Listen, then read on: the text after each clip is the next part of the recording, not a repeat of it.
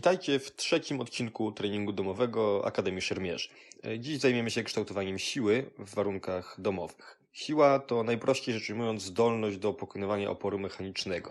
I warto pamiętać, że jest to najważniejsza podstawowa cecha motoryczna. Wpływa na wszystkie inne cechy motoryczne, np. na szybkość czy wytrzymałość. Aby uzyskać dużą dynamikę, moc potrzebna jest też siła. Moc jest bowiem zdolnością do używania jak największej siły w jak najkrótszym czasie. Włókna szybko kurczliwe, wzmacniane treningiem siły, odpowiadają także za szybkość, czyli zwiększając siłę możemy bić nie tylko silniej, ale i szybciej. Do tego warto pamiętać, że opancerzenie i broń stanowią mniejszy opór dla naszego organizmu, jeśli jesteśmy silniejsi, w związku z tym mniej się nasz organizm męczy, czyli wytrzymałość podlega także usprawnieniu. Trening siły jest najbezpieczniejszy ze wszystkich cech motorycznych. Ciężar, jakim operujemy, musimy być w stanie cały czas kontrolować. No i dobrze wykonywany trening siły przyczyni się do wzmocnienia nie tylko mięśni, ale i ścięgien oraz więzadeł, a za tym idzie znacznego zmniejszenia ryzyka kontuzji. Szermierka jest sportem jednostronnym, czyli jedna strona jest bardziej obciążona od drugiej, co może powodować wzrost dysproporcji pomiędzy mięśniami. No i zwalczyć to możemy właśnie wykonując trening siłowy. Wykonywanie ćwiczeń siłowych w pełnym zakresie przyczyni się do zwiększenia zakresu ruchu w stawach, a nie wbrew obiegowej opinii do usztywnienia. Siłę zwiększamy w sposób kontrolowany, przeciążając ciało i układ nerwowy. Możemy to osiągnąć zwiększając objętość treningu, czyli ilość wykonywanych powtórzeń lub serii, albo intensywność treningu, na przykład dokładając dodatkowe obciążenie, skracając przerwy albo wykonując trudniejsze warianty ćwiczeń. Znacznie skuteczniejsza w kształtowaniu siły będzie metoda zwiększania intensywności. Wykonując kilkanaście powtórzeń ćwiczenia, wchodzimy już w zakres wytrzymałości siłowej, a żeby kształtować czystą siłę, powinniśmy postawić na mniej powtórzeń, ale trudniej wykonanych. W domu zazwyczaj nie mamy dostępu do dużych ciężarów, więc znacznie częściej będziemy musieli zwiększać objętość treningu. Natomiast możemy spróbować wykonać trudniejsze warianty danego ćwiczenia, co będzie stanowiło dodatkowy bodziec dla organizmu, albo na przykład dociążyć się tym, co mamy pod ręką, butelkami czy plecakiem z książkami. W każdym razie najważniejsze będzie utrzymanie progresu, czyli regularne dokładanie ciężaru albo powtórzeń do naszych treningów.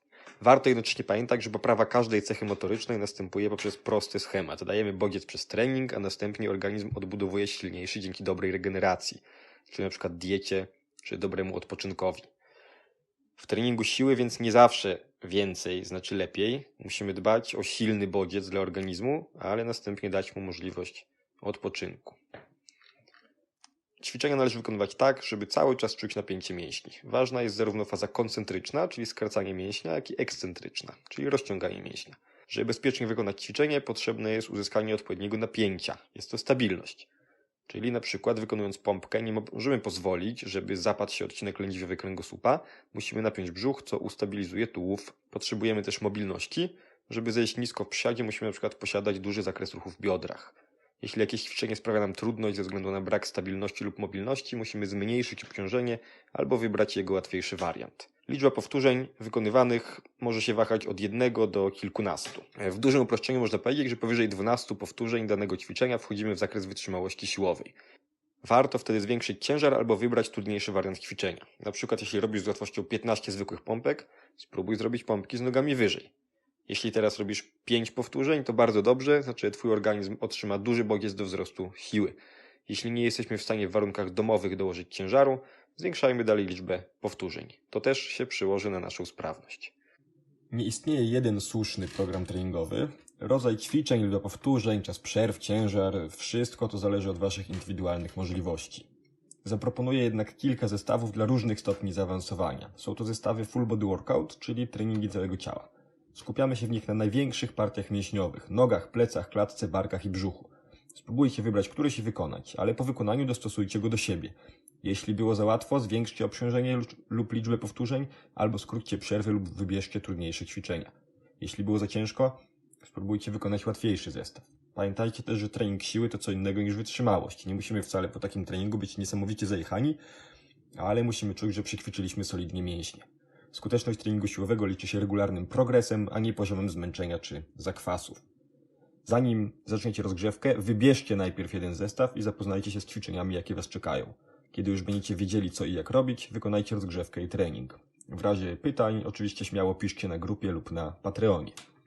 Na koniec uspokajam, w następnych odcinkach ponownie czeka was ogromna dawka ćwiczeń szermierczych, natomiast dziś spróbujcie zmierzyć się z treningiem siłowym. Siedząc zamknięci w domach, Najlepsze, co możemy zrobić, to podnieść naszą sprawność ogólną.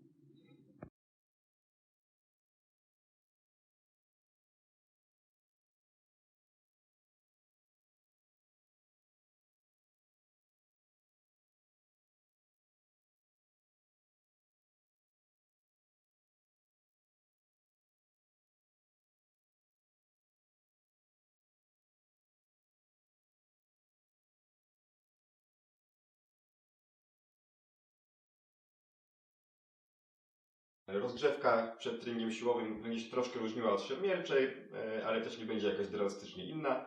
Przede wszystkim musimy zwiększyć temperaturę ciała, także zaczynamy. Zaczynamy sobie od pajacyków, robimy sobie 10 zwykłych pajacyków.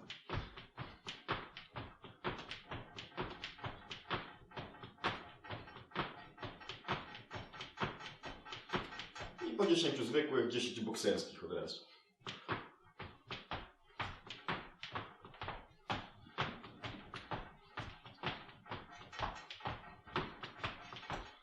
No i truchtamy w miejscu, żeby nie stygnąć, żeby temperatura od razu rosła. I wymachy ramion do przodu 10 razy.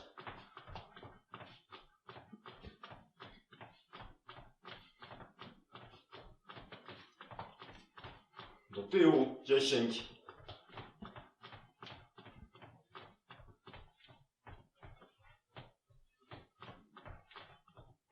No i wyciągamy się wysoko do góry, trzymamy 10 sekund, cały czas w truchcie.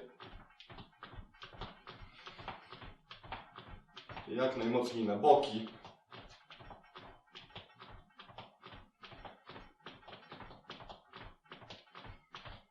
Ręka prawa do przodu, lewa do tyłu, cały czas truchtamy. Z dedykacją dla Krzysztofa znowu.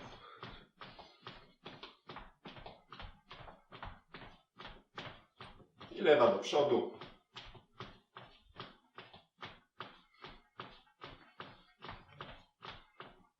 Rozluźniamy ręce, ale cały czas trucht, żeby temperaturka rosła. I robimy sobie skip, pięty o pośladki.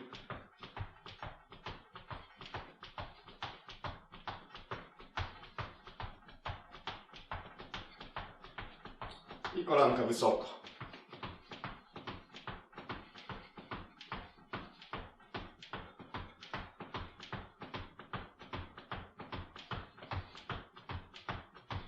I rozluźniamy. Troszkę temperaturka skoczyła, także jeszcze dogrzewamy kilka stawów. Ręce szeroko, łokcie do środka.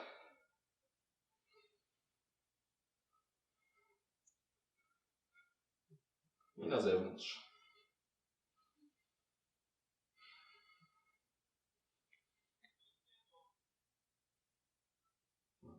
I rozgrzewamy nadgarstki razem ze stawem skokowym.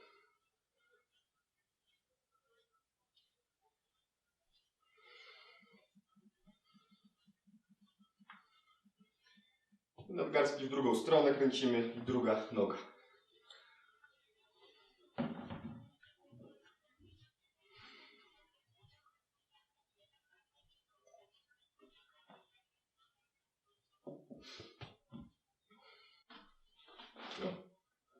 Dobra, jak wstępnie podgrzeliśmy temperaturę ciała, to przechodzimy przed treningiem siłowym do aktywacji, czyli tak jakby będziemy naszemu organizmowi pokazywać różne wzorce ruchowe, które będą potem wykorzystywane przy ćwiczeniach siłowych.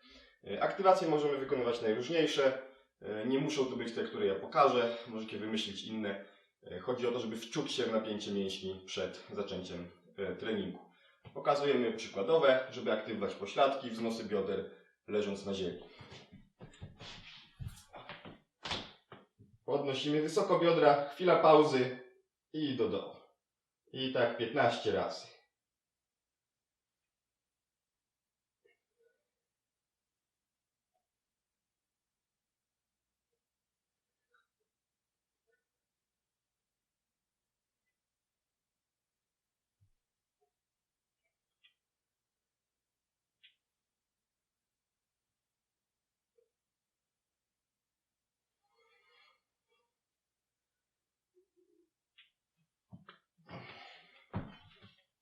Dobra.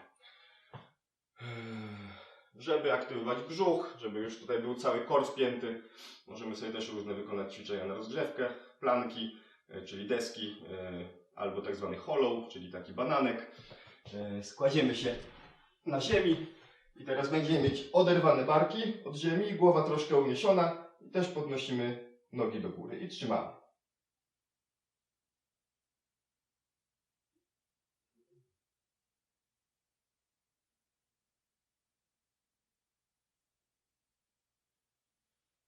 I rozluźniamy.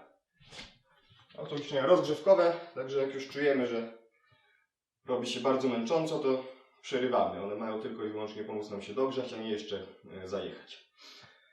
Żeby rozgrzać łopatki, możemy je sobie po prostu spinać. Ustawienia łopatek będą bardzo ważne w treningu siłowym, ponieważ będą nam stabilizowały sylwetkę.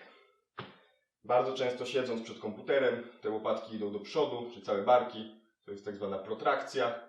My chcemy z kolei w treningu ustawić je z tyłu, czyli retrakcja, i do dołu najlepiej, czyli depresja. Czyli ruszamy sobie łopatkami mocno. Do tyłu i do dołu. Do tyłu i do dołu. Tył, dół. I tak, żebyśmy te łopatki jak najmocniej poczuli, tak jakbyśmy coś miażdżyli pomiędzy łopatkami. Tutaj też bardzo ważne jest, że spinając łopatki nie chodzi o to, żeby pogłębiać lordozę kręgosłupa. Ponieważ niektórzy, jak im się powie, żeby spięli łopatki, robią coś takiego. A to nie o to chodzi. Mają się sama góra pleców. Same łopatki mają pracować, a brzuch i pośladki mają być napięte. Czyli nie tak, a tutaj łopatki będą się spinały do tyłu i do dołu. Czyli żeby nie było tak, żeby nie było tak, do tyłu, do dołu. I wykonujemy ten ruch około 15 razy.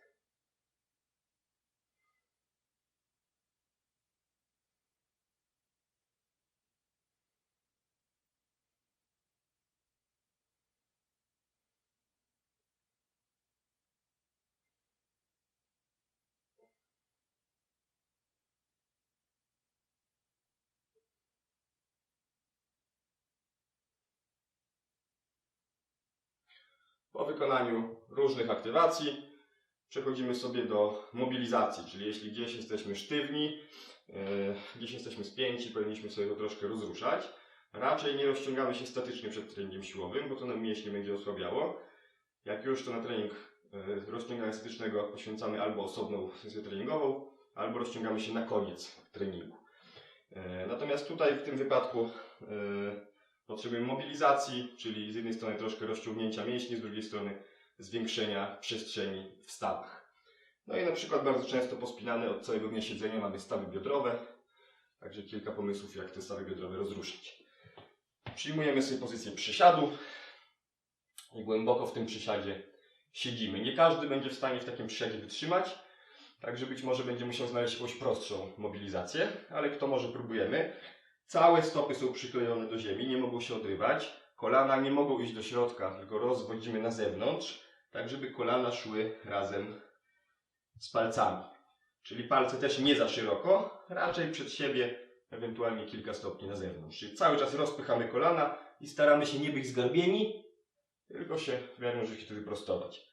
Kolana mogą przekroczyć linię palców, jak najbardziej mogą to zrobić. I teraz nawet będziemy to celowo troszkę wywoływać, żeby zmobilizować jeszcze dodatkowo staw skokowy. Przenosimy ciężar lekko na prawą nogę i trzymamy 10 sekund.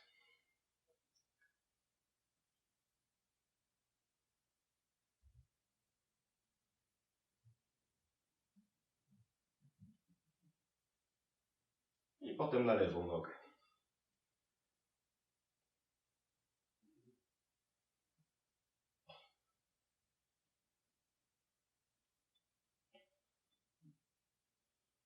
I utrzymujemy na środku, starając się być wyprostowanym. Jeszcze 10 sekund. Rozpychamy mocno kolana na zewnątrz, można sobie pomóc rękoma. Trzymamy jeszcze 5 sekund.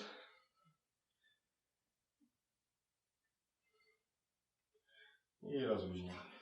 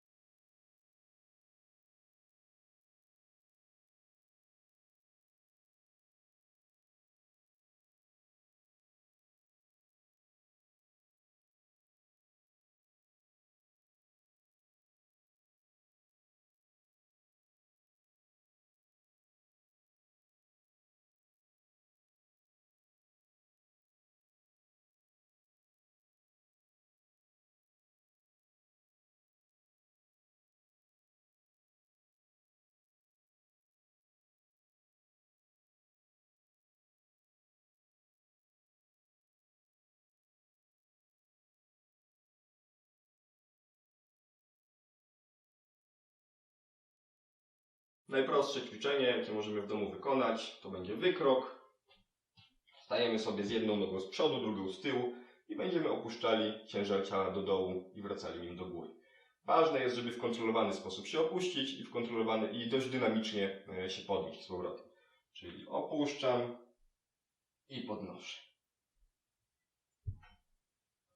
Tutaj ważne, żebyśmy byli cały czas wyprostowani, żeby nie zginać się, nie przenosić całego ciężaru do przodu. Z innych błędów, jakie mogą być popełnione, możemy odrywać przednią stopę, na przykład piętę w ten sposób, też jest to zabronione. Czyli jesteśmy wyprostowani, napięci, brzuch spięty cały czas i ruszamy się tylko dół, górę.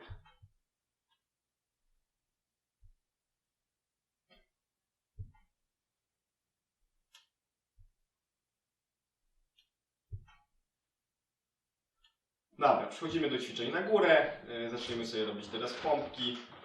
Proste ćwiczenie, tylko pilnujemy, żeby tułów był cały czas wyprostowany. Czyli żebyśmy nie wyginali się, nie robili garba, ale też nie robili takiej lordozy.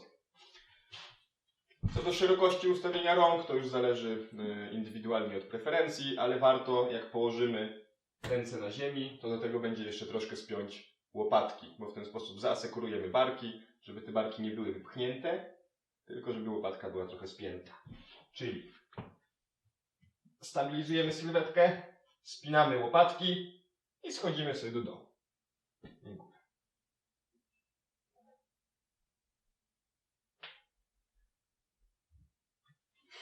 Dobra, i częste błędy to właśnie zbyt wysunięte do przodu barki i zanadto skracanie zakresu ruchu, czyli na przykład w ten sposób.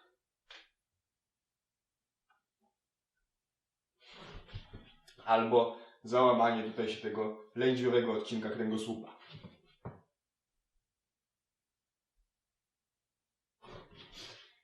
Czyli trzymamy mocno spięty tułów, troszkę spinamy łopatki. Dobrze było trochę zrotować łokcie do środka. Ach. I wykonujemy.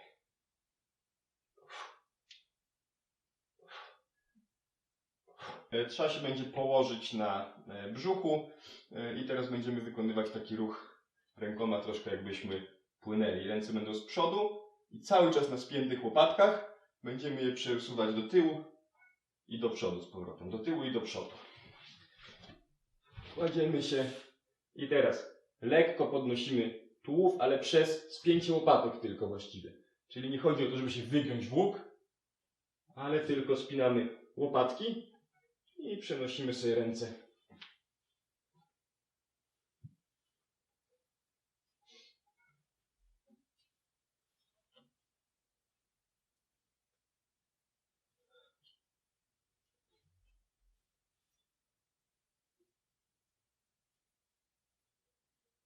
Łatwo bierzemy ciężar, to ćwiczenie jest dość trudne, więc tu nie będzie potrzebny bardzo duży.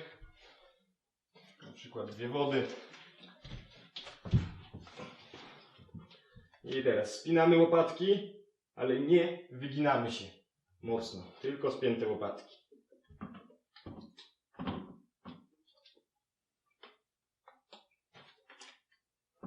Dobra, najprostsze ćwiczenie wzmacniające core to będzie oczywiście plank. Nie będę się tutaj rozwodził nad rodzajami planków. Pokażemy sobie dosłownie kilka, żebyście mieli pomysł. Natomiast więcej na pewno znajdziecie wreszcie w internecie, czy jakieś detali, jak je wykonać. Główne założenie: utrzymać neutralną pozycję kręgosłupa. Nie garb, nie lordoza, tylko plecy proste. Uzyskujemy to przez spięcie brzucha, spięcie łopatek, spięcie pośladków. Deska na przedramionach.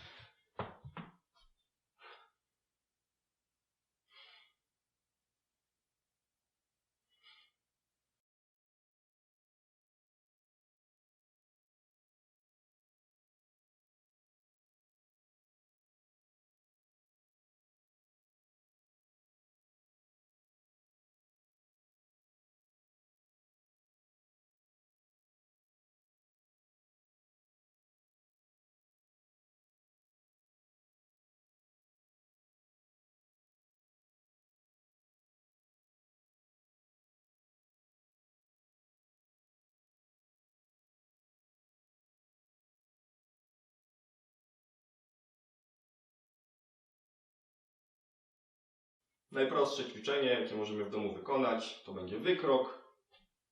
Stajemy sobie z jedną nogą z przodu, drugą z tyłu i będziemy opuszczali ciężar ciała do dołu i wracali nim do góry. Ważne jest, żeby w kontrolowany sposób się opuścić i w kontrolowany i dość dynamicznie się podnieść z powrotem. Czyli opuszczam i podnoszę. Tutaj ważne, żebyśmy byli cały czas wyprostowani, żeby nie zginać się, nie przynosić całego ciężaru do przodu. Z innych błędów, jakie mogą być popełnione, możemy odrywać przednią stopę, na przykład piętę w ten sposób, też jest to zabronione. Czyli jesteśmy wyprostowani, napięci, brzuch spięty cały czas i ruszamy się tylko dół, górę.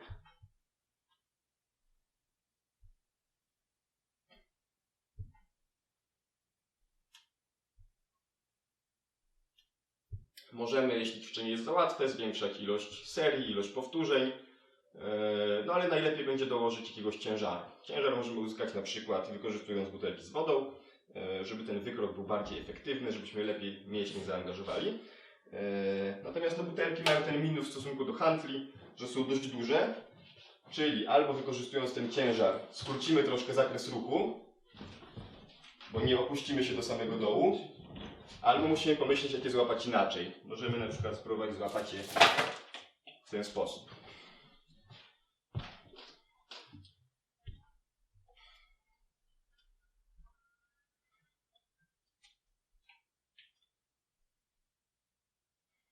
Jeśli jesteście w stanie wykonać na przykład 5 do 10 pompek i nie więcej, no to one bardzo wpłyną na wasz wzrost siły, ponieważ proporcjonalnie do waszej siły to będzie bardzo duże obciążenie. Natomiast jak jesteśmy w stanie sobie trzaskać tych pompek bardzo dużo, to lepiej to ćwiczenie jakoś utrudnić. Czyli albo się dociążyć, wziąć dodatkowy ciężar, albo zrobić trudniejszy wariant. Trudniejszym wariantem może być na przykład zwiększenie zakresu ruchu. Możemy sobie wziąć książki. Najlepiej, żeby były w miarę równe. Jak nie macie równych, to możecie użyć 2 książek, tak żeby wyrównać tą wysokość. I na nich położymy ręce, tak żeby móc opuścić się niżej.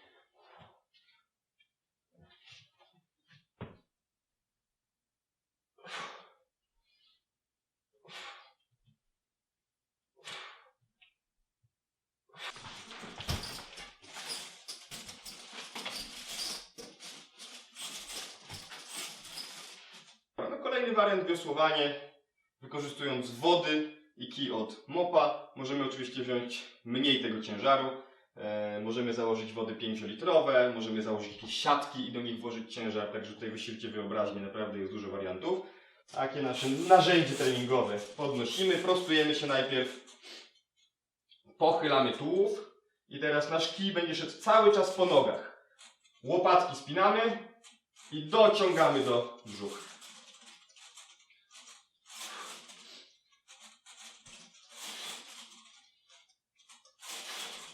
Dobra, i najczęstsze błędy przy tym ćwiczeniu. Garb, czyli nie mamy zaasekurowanych pleców i robimy garb, bardzo, bardzo złe. Hiperlordoza też nie będzie dobra, będą nas bolały potem plecy. Tak, czyli staramy się trzymać spięty brzuch i spięte łopatki. I zbytnie spionizowanie tułowia, czyli jesteśmy pochyleni tylko trochę i ciągniemy tylko do góry. Tak? To też będzie źle, musimy być solidnie pochyleni i ciągnąć po nogach do tyłu i do dołu wręcz. Czyli retrakcja i depresja łopatek. Wykonując różnego rodzaju przysiady czy wykroki, wzmacniamy zwłaszcza mięśnie czworogłowe z przodu i pośladki, natomiast trochę niedotrenowane zostają mięśnie dwugłowe. No i ważne jest, żeby mieć balans mięśniowy, żeby obie te strony uda wzmacniać. Jak to możemy robić w domu, na przykład wykonując różnego rodzaju martwe ciągi. Oczywiście nie mamy dużego obciążenia, także będziemy się starali wykonać troszkę więcej powtórzeń. Jednym z wariantów będzie martwy ciąg na prostych nogach, czyli stajemy dość blisko stopami i będziemy się po prostu pochylali i wracali do góry. I teraz, jakie tutaj są szczegóły? Nie mamy się pochylić przez zgięcie pleców, ale przez wypchnięcie bioder do tyłu. Pamiętajmy też, że wypchnięcie bioder do tyłu nie polega na takim zgięciu się w łuk. Plecy mają być cały czas jak jedna linia i wypychamy bioderka mając proste plecy. Łopatki też są cały czas przypięte, brzuch spięty i wypycham do tyłu. Tutaj powinniście czuć rozciąganie z tyłu i jak czujecie, że już wam ta sylwetka się łamie, to znaczy, że nie ma co schodzić niżej do takiego zgięcia się. I o to chodzi, mamy poczuć, że ciągnie tu, a potem takim wypchnięciem bioder mocno do spięcia pośladków przywrócić pozycję spionizowaną.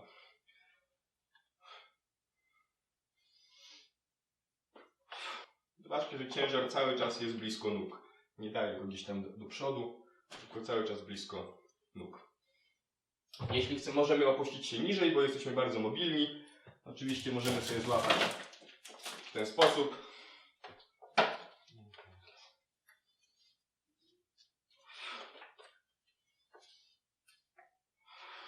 Dobra, przechodzimy sobie do ćwiczeń na brzuch i na core, czyli na to, żeby tułów był dobrze ustabilizowany.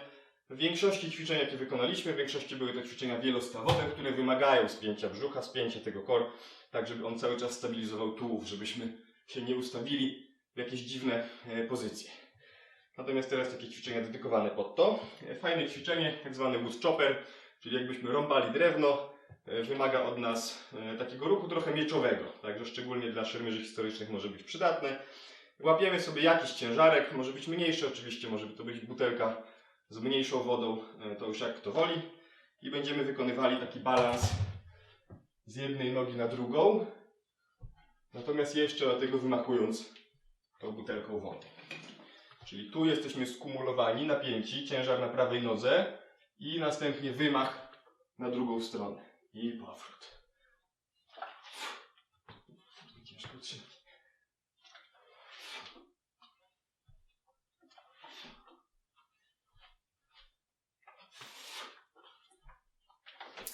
I teraz co zrobić, żeby to ćwiczenie fajnie działało? Trzeba mieć cały czas spięty brzuch. Zwłaszcza w momencie, w którym wyrzucamy do góry ten ciężar. Nie możemy tego brzucha rozluźnić, ponieważ cały ciężar wejdzie nam w dolny odcinek pleców i to będzie bardzo niekorzystne dla nas. Brzuch ma cały czas stabilizować. Ten ciężar tak jakby będzie próbował nam tu uciec, im mocniej nim rzucimy i powinniśmy starać się właśnie eksplozywnie go wyrzucić i mamy go tym brzuchem ustabilizować. Czyli tu nie możemy pozwolić, żeby ciężar uciekł, mimo że miotnęliśmy nim dynamicznie. Trzeba go skontrolować. I teraz szybkość ćwiczenia, dynamikę ustawiamy do tego, jakie mamy możliwości. Jeśli tracimy balans, to robimy wolniej po prostu. Ilość powtórzeń tak samo do możliwości. Tutaj można zrobić dużo, nawet 20-30 powtórzeń na stronę. Dobra, inny wariant deski, trudniejszy, pokazaliśmy go już w rozgrzewce, ale na koniec treningu możemy go zrobić już tak na maksa. Utrzymać tyle, tak długo jak jesteśmy w stanie. Deska bokiem, czyli tutaj jeszcze te mięśnie boczne nam będzie wzmacniało. Opieramy się na jednej ręce i teraz musimy się ustawić tak, żeby cały tułów był w jednej linii, czyli nie głowa gdzieś tam, a nogi tam, tylko wszystko w miarę możliwości w jednej linii i bioderka mocno wypchnięte dla stabilizacji. Napinamy brzuch, czyli nie są wypchnięte pośladki, tylko spięte i można sobie wyciągnąć rękę do góry. Obustronnie wykonujemy tak długo jak możecie. Ja tylko pokazuję przykładowo.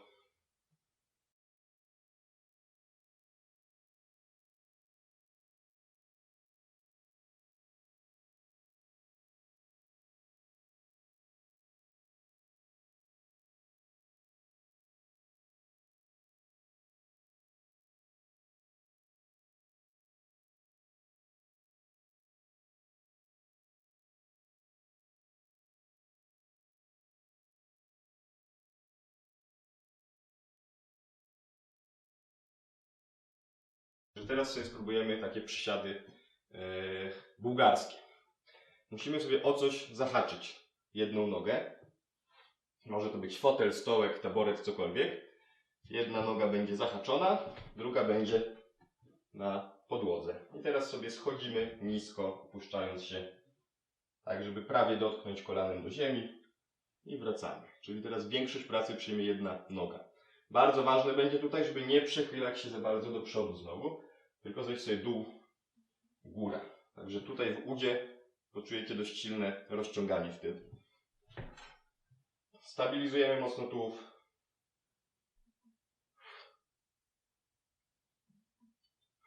Jak już zobaczyliście, zasada jest prosta. Ćwiczenie jest za łatwe, robimy trudniejszy wariant. Jeśli jest ciągle za łatwe, dokładamy ciężary.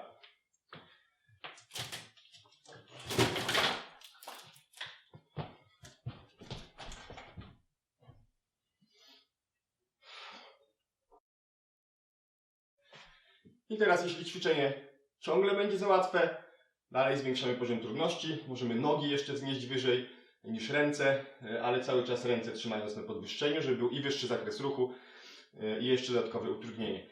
To nie musi być stołek czy taboret, możecie sobie położyć nogi też na przykład na jakichś książkach, tak żeby po prostu one były dodatkowo wzniesione. Czyli ustawiamy sobie tak, żeby było wygodnie.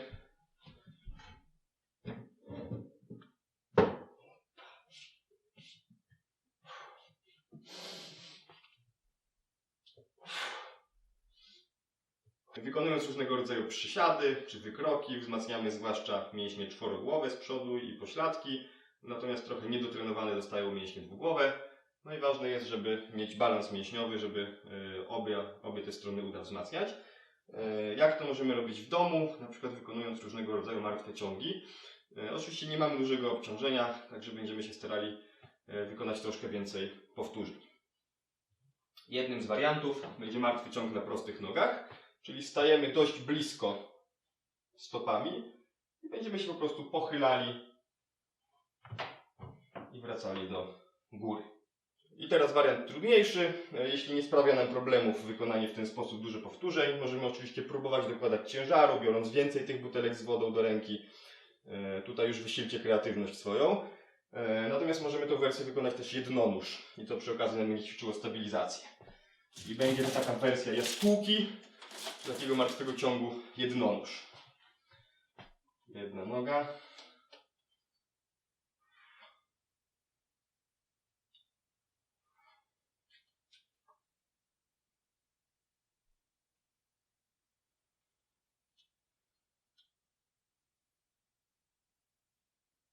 Będą ważne te same zasady, czyli żeby się nie zgiąć za bardzo, nie wyginać się do tyłu przez hiperlordozę, ale trzymać plecy wyprostowane.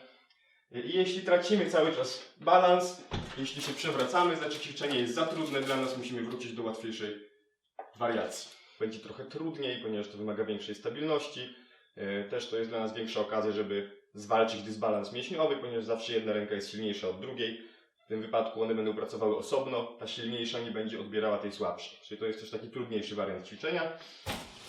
Czyli wiosłowanie jednorożce. Bierzemy sobie nasze obciążenie, łapiemy wygodnie i teraz jedną ręką się opieramy o coś, o fotel, o ścianę czy jakiś taboret.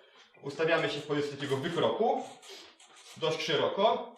I teraz podobnie jak mieliśmy pochylony tułów przy zwiosłowaniu oburącz, tak będziemy starali się mieć pochylony teraz. Czyli bez garba, bez nadmiernego wygięcia tego odcinka lędźwiowego. I wykonujemy podobny ruch. Wiosłujemy. Tutaj z częstych błędów będzie właśnie zbytnie zgarbienie się.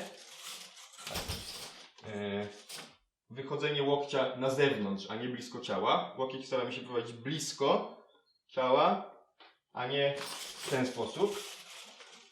Tak? I idziemy ręką tak jakby w stronę brzucha czy biodra, a nie do klatki. Nie tu, a do tyłu i blisko ciała.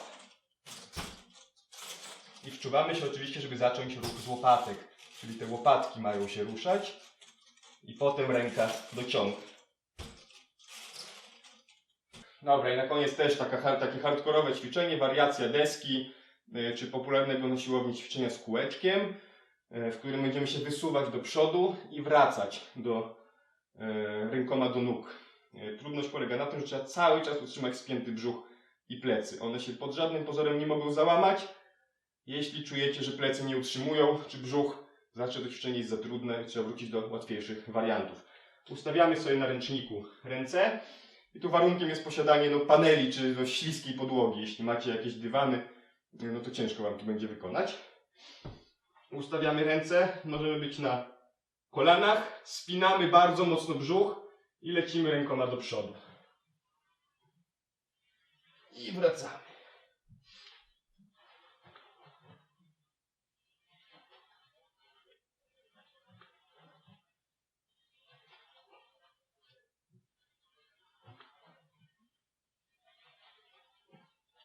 I jeszcze na koniec taka wersja troszkę trudniejszego planka, jak ktoś jest zaawansowany, czyli z taką niesymetryczną pracą. Ustawiamy sobie deskę i podnosimy lewą rękę z prawą nogą. I tak mniej więcej co 5-10 sekund robimy sobie zmianę.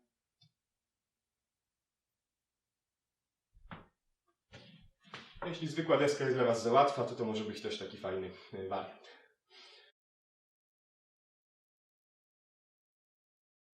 Ćwiczymy sobie barki trochę. Barki mocno pracują przy ćwiczeniach typu pompki, no ale jeśli ktoś by chciał je jeszcze dodatkowo wzmocnić, to możemy wykorzystać to nasze narzędzie z kijem i z wodami.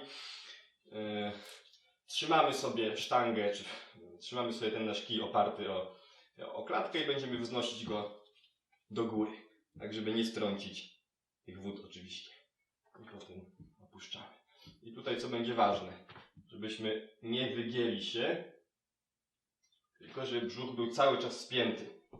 I żeby nie uderzyć się w brodę, trzeba będzie troszkę schować głowę, a potem ją wysunąć.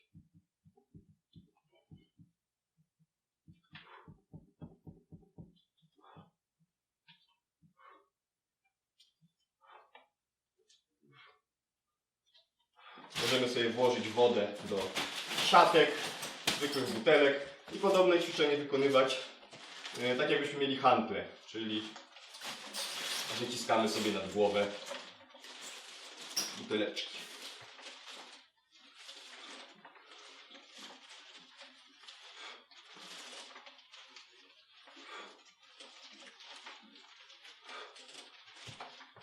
Przysiad to jest takie podstawowe ćwiczenie do kształtowania siły nóg, natomiast w warunkach domowych jest o tyle trudniejsze do wykonania, że nie operujemy zbyt dużym ciężarem. Dlatego wykroki są fajne, ponieważ angażują głównie jedną stronę, w związku z czym jest to większy bodziec dla jednej strony. No ale przysiad też możemy sobie wykonywać. Nie każdy ten przysiad jest w stanie wykonać dobrze, także warto się na początku nauczyć prostszej wersji, czyli po prostu sobie na coś siadać, na jakiś stołek, krzesełko czy stopień. Ustawiamy się w pewnej odległości od tego krzesełka i teraz będziemy po prostu sobie na nie siadali. Czyli trzeba będzie wypchnąć lekko bioderka w stronę krzesła i po prostu sobie miękko usiąść. Po czym wstajemy.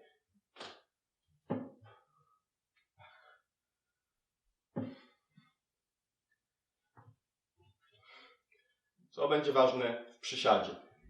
Stopy muszą być cały czas przyklejone na ziemi. Nie wolno tych stóp odrywać w jedną czy w drugą stronę. Nie mogą kolana pójść do środka pod żadnym pozorem.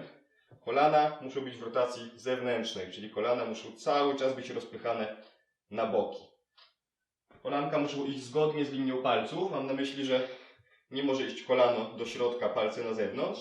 Natomiast poza tą linię palców kolana mogą wyjść. No bo siłą rzeczy tak jesteśmy skonstruowani, że jak sobie zejdziemy do niskiego przysiadu, to te kolano przekroczy linię palców. I to jest w porządku. Natomiast muszą iść zgodnie z tą linią. Czyli cały czas mocno rozpychamy kolanka na zewnątrz, tak żeby one nam nie zeszły do środka. Czyli o tym pamiętamy, też wykonując przysiad na jakieś krzesełko. Napinamy tułów, tak żeby się też nie zgarbić potem, ale też żeby nie wykrzywić kręgosłupa w ten sposób. Brzuch spięty, łopatki spięte, tak żeby tułów był w neutralnej pozycji. I sobie schodzimy. Do pełnego spięcia pośladków.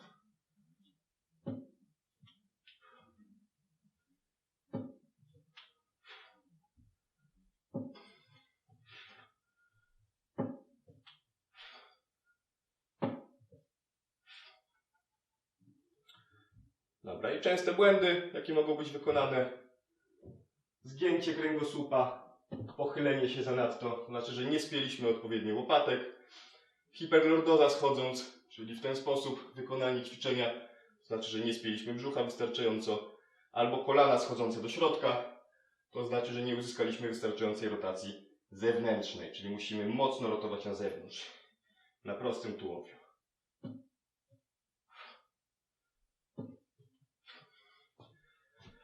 Dobra, jeśli z tym ćwiczeniem nie macie problemów, dokładamy ciężar. Możemy sobie wykonać taką wersję front składu, czyli kiedy mamy przysiad z obciążeniem z przodu. W jaki sposób to obciążenie utrzymać, jak Wam będzie wygodnie, tak żeby być tylko w stanie je złapać. Następnie w ten sposób siadamy sobie do krzesełka.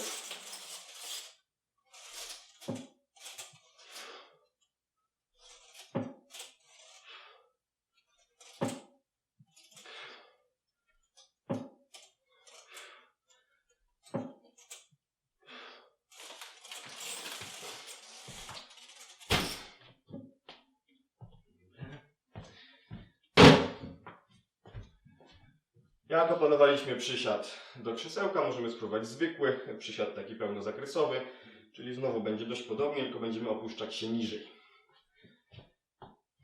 Ustawiamy sobie nasze stopy, tak żeby mniej więcej były skierowane palce do przodu i teraz będziemy opuszczać bioderka.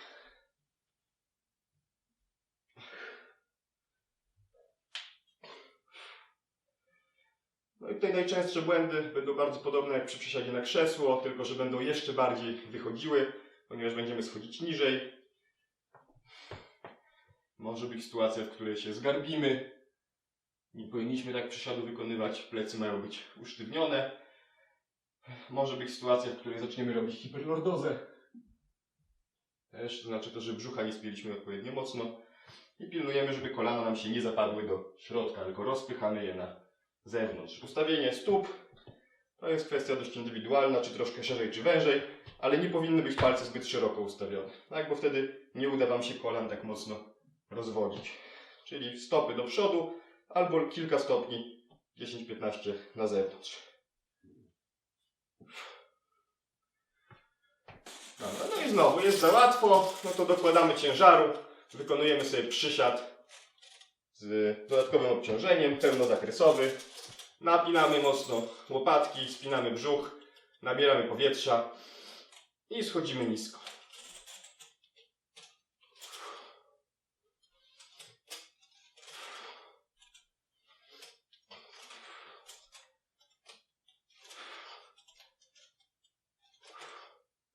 To szczególnie będzie ważne, operując obciążeniem, żeby się nie pochylić, tylko żeby utrzymać ciało w miarę możliwości wyprostowane. I trzeba będzie jeszcze mocniej napiąć brzuch. Dobra, to był trening siłowy, taki trening uniwersalny, ogólnorozwojowy, full body workout, w którym wzmacnialiśmy całe ciało, głównie te najważniejsze partie. To się przełoży na całą naszą ogólną sprawność, czyli na to, że będziemy ogólnie silniejsi, dzięki sile będziemy też szybsi i wytrzymalsi, będziemy mieć mniej kontuzji oraz będziemy na pewno sprawniejsi w szermierce. Także dziękuję Wam bardzo za udział w kolejnym treningu. Dołączajcie do naszej grupy facebookowej i piszcie, jeśli macie jakieś uwagi czy spostrzeżenia do kolejnych odcinków.